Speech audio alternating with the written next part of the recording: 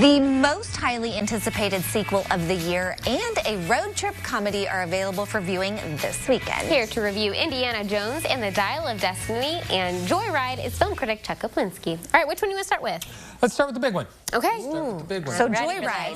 Joyride. I know you can't wait to get to Joyride. We'll talk about that in a second as to why this is the movie Heather's been looking forward to most this year. And let's get rid of Indiana Jones. And I don't want to get rid of Indiana Jones. I'm a little upset about this whole thing as far as how this movie is being received. There are people who are nitpicking this thing, even though this thing made $80 million Wow. during its first 5 days. It's being called a disappointment. I don't quite understand this, and I don't understand what people are expecting from this film.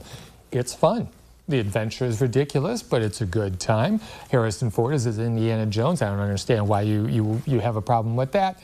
And it gives you everything that you would want from a movie like this. Now you see Phoebe Waller-Bridge, who plays his godson. And she is after a dial that was made by the mathematician Archimedes, which apparently allows you to travel back in time. Well, this was first found out, or we first see it during a prologue that takes place during World War II, in which the Nazis find it, but then, of course, thankfully lose it. And there you see Mads Mikkelsen messing with the dial there. He is the former Nazi who was also in the 60s with Indy, looking for this MacGuffin. And of course, we have to travel around the world to find the two pieces of this dial to put it together to see if it in fact works. And wouldn't you know, it works. And that was one of the things I liked about the film. A lot of times they talk about certain things that these objects can do, but they don't follow through. But by golly, in the third act, they do go back in time, and there are plenty of surprises along the way. This movie, in my mind, ends perfectly. It ends the whole franchise perfectly, because we come to realize, and Indiana comes to realize, that he is a man out of time. This is a guy who has studied the past his entire life, has chased artifacts in the past his entire life, and as a result, he has been oblivious to everything that's around him in the present. And he ends up being a lonely, bitter man because of that. And in the final scene, one person does come to save him, the only person who can save him, and I'm not going to tell you who that is, but it's a very bittersweet, melancholy end to this thing, and really a perfect way of wrapping all this up. Look, if you're going to go and nitpick this thing to death about, oh, well, that couldn't happen, and oh, well, that's ridiculous, just don't go. Okay? You're at the wrong movie. This is supposed to be fun, and it is great fun. It is a movie that needs to be seen on a big screen with the crowd, so everybody can go ooh and ah at the same time, because that adds to the fun as well. So see this film, check your brain at the door, and just sit back, get a big tub of popcorn, have a good time. It's at theaters and the drive-in in Gibson City. Oh, that'd be fun. Good place There to see you it go. there as well. Does Harrison Ford still got it? Yes. Yes. He looks like he does. You know, and there's a scene about half hour in which we see him in his boxer shorts. Oh, okay. Talk about confidence. 80 years old. Yeah, no Got kidding. nothing to be ashamed of, yeah.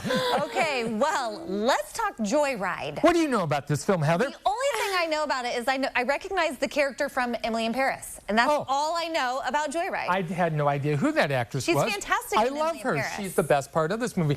Now, you're not going to see a trailer while I review this, because none of the trailers were clean enough to show on TV. So we have still photographs. So yes, this is why it's Heather's favorite movie, or the one she's been looking forward to all year. And then we have our four main characters. We have Audrey, played by Ashley Park from Emily in Paris, Sherry Cola playing Lola, and then we have Deadeye and Kat. And these are the four that go on this joyride, this road trip across China and into Korea, in which they are trying to find Audrey's birth mother.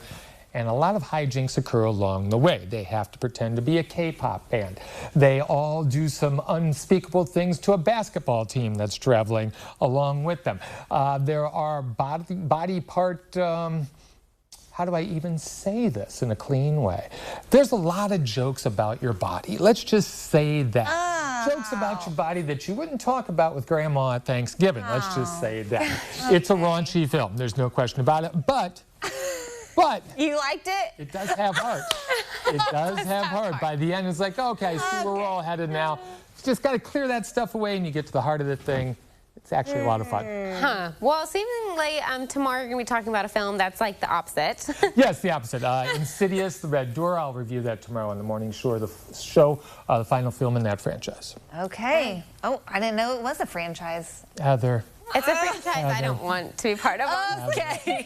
All right. Unfortunately, they're giving me the rap, Chuck. I apologize. We cannot dive deeper into Insidious. But if you want to learn all about the movies that Chuck and Pam review and get their thoughts, there was their Facebook page, their website. They've got a great YouTube channel and podcast. And of course, we will link those up at CILiving.tv.